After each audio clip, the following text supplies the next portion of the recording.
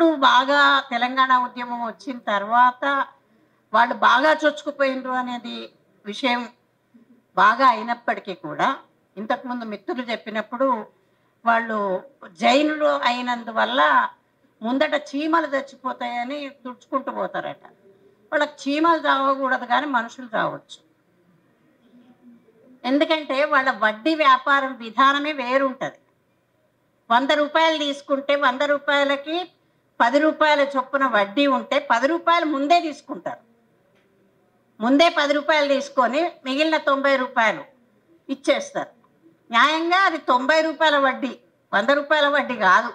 అది పాత రోజులలో ఉన్నదే, ఇప్పుడేం కొత్తదేం కాదు. ఇప్పుడు ఇంకా విజృంభించేది.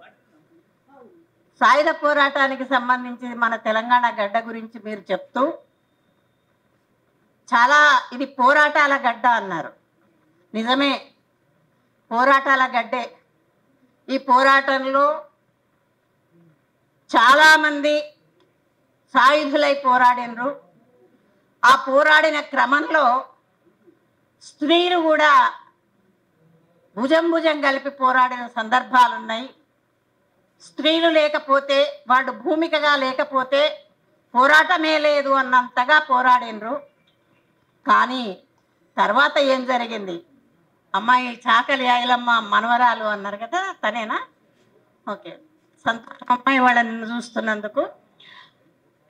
వాళ్ళకి పోరాటం అంతా అయిపోయిన తర్వాత వాళ్ళతో ఇంటర్వ్యూ చేస్తే ఏమన్నారంటే, ఏం జరిగింది అంటే కోడిగుడ్డు వదిలిపోయినట్టు అయింది అన్నారు.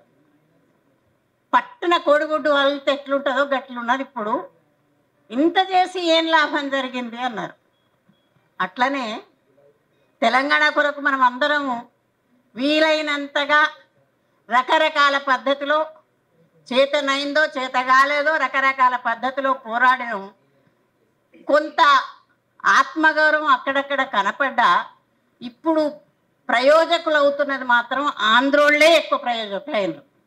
అది గమనించాల్సిన అవసరం ఉంది. మనకెవ్వడు పై ఆఫీసర్లు ఎవ్వడు తెలియదు.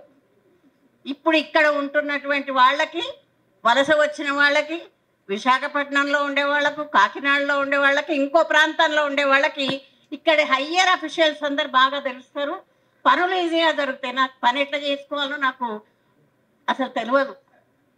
మామూలుగా పద్ధతి ప్రకారంగా పోవాలనే చూస్తే కానీ దీన్ని ఎట్లా కొలికి పెట్టాలి, ఎట్లా మెలక పెట్టాలి, ఎట్లా పని చేసుకోవాలనేది మనకు తెలియనటువంటి విషయం. ఒక్క ఉదాహరణ చెప్తా. ఇంకా ఈ ఉద్యమం ఉధృతమవుతున్నటువంటి కాలమే మెల్లగా 2014 ఎలక్షన్స్ వస్తున్న కాలం. నేను నా సహచరుడు కరాచీ బేకరీకి వెళ్ళాను. కరాచీ బేకరీ పోయిన తర్వాత అక్కడ ఆ బేకరీలో కూర్చున్న అతను మార్వాడి. ఆయన పక్క ఆయనతో మాట్లాడుతున్నాడు, ఎట్లయినా కానీ కాంగ్రెస్ను ఓడించాలి, చాలా అన్యాయం చేస్తున్నారు, విపరీతమైన దోపిడీ జరుగుతున్నది, ఎనీహౌ అని ఇక మాట్లాడుతూనే ఉన్నాడు. ఏదో ఇంట్రెస్ట్గా మాట్లాడుతున్నాడు. అబ్బా, ప్రజాపక్షంగా ఉన్నట్టున్నాడు అనుకున్నా. తర్వాత నేను పోయినా, నా బిల్లు కొరకు నేను అడిగిన. అదే ఎంత అంటే, అమ్మాక 800 హువా అన్నాడు ఆ పక్కన అతను. అంటే వీడు 800 లావో అమ్మ అన్నాడు. అంటే నువ్వు ఇంతసేపు మస్తు నీతి, న్యాయము, నిజాయితీ గురించి మాట్లాడినావు, నీ బిల్లు ఏది అని నేను అడిగిన. బిల్లు నాకు ఇవ్వాలి కదా, బిల్లు ఇవ్వకుండా నువ్వు ఉత్తగా వ్యాపారం చేయనట్టే లెక్క కదా నీది అని అడిగే వరకు, అమ్మ జిఎస్టీకి అయిపో అమ్మ అంటాడు. అంటే వాళ్ళు చేసేదంతా కూడా జీరో బ్యాలెన్స్ అంతా కూడా వాళ్ళు ఆ పద్ధతిలో వ్యాపారాలు చేస్తూ ఉంటారు. అది రకరకాలుగా ఇంకా అభివృద్ధి చెందుతూనే ఉన్నది. ఇప్పుడు కూడా నాకు కుడివైపున మార్వాడి, ఎడమ వైపున మార్వాడి, కింద మార్వాడి. ఇప్పుడు నేనున్న చోట కుడి దగ, ఎడమ దగ, దగ దగ అన్నట్టు. నాకేం దగ చేస్తారని కాదు, కానీ నాకు ఎడమ పక్కన ఒక మార్వాడి, కుడి పక్కన ఓ మార్వాడి, కింద ఫ్లోర్లో ఓ మార్వాడి, మొత్తంగా ఓ 6 కుటుంబాలు మార్వాడివే ఉన్నాయి మా దగ్గర. ఏమన్నా వినాయక చవితి అది చేస్తే జై జై జగదీశ హరే అనే మంగళహారతి వస్తుంది తప్ప మన మంగళహారతులు రావడం లేదు. నేనేమో పెద్దగా పూజల్ని పట్టించుకొని దాన్ని కాబట్టి నేనేం చేయలేని పరిస్థితి.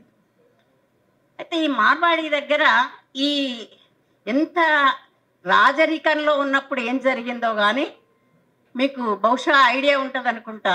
1985 ఆ ప్రాంతంలో రూప్ కన్వర్ని బలవంతంగా చంపినటువంటి సంఘటన. రూప్ కన్వర్ని అంటే ఇప్పటికీ కూడా సినిమా తర్వాత వచ్చిందేమో, 85లో అది జరిగింది. రూప్ కన్వర్ని అంటే ఆమెకి ఇష్టం లేకున్నా కానీ భర్తతో చంపడం అనేది అక్కడ జరిగింది. అంటే సహగమనం చేయించడం. అంటే వాళ్ళు అంతటి క్రూరమైన నీచమైన ఆలోచన కలిగిన వాళ్ళు దాన్ని ఇంకా కొనసాగిస్తున్నటువంటి క్రమం. హిందువులు అనే పేరిట దుర్మార్గాన్ని కొనసాగిస్తున్నారు తప్ప ఏం లేదు. ఇప్పుడు మోడీకి ఒకటే ప్రేమ, వీళ్ళు మా పార్టీని బతికిస్తారు అనే ప్రేమ తప్ప వేరే ఏం కాదు. వీళ్ళకు కూడా మేము చందాలు ఇస్తే సరిపోతుంది, న్యాయం అన్యాయం మోడీ గవర్నమెంట్ చూడదు అనేది వాళ్ళకు బాగా తెలుసు. ఇవాళ కూడా పేపర్లో చూసిన మణిపూర్ పోయిందంట మోదీ. మణిపూర్లో చనిపోయిన కుటుంబాలను కలిసి నవ్వొస్తున్నది. చనిపోయిన కుటుంబాలను కలిసి వాళ్ళ సాధక బాధకాలు తెలుసుకుంటున్నాడట 2 ఏళ్ల తర్వాత. అట్లాంటి మోడీ గవర్నమెంట్లో ఈ మార్వాడీల తతంగం నిరంతరంగా కొనసాగడానికి అవకాశాలు ఉంటాయి. కాబట్టి తప్పకుండా మనం ప్రతిఘటించాల్సి వస్తుంది. మీరందరూ ఈ కార్యక్రమాన్ని చేపడుతున్నందుకు అభినందనలు చెప్తూ మనం కలిసికట్టుగా పోరాడతామని తెలియజేస్తూ నాకు ఈ అవకాశాన్ని ఇచ్చినందుకు కృతజ్ఞతలు తెలియజేస్తూ ముగిస్తున్నాను. Thank you madam. ఇప్పుడు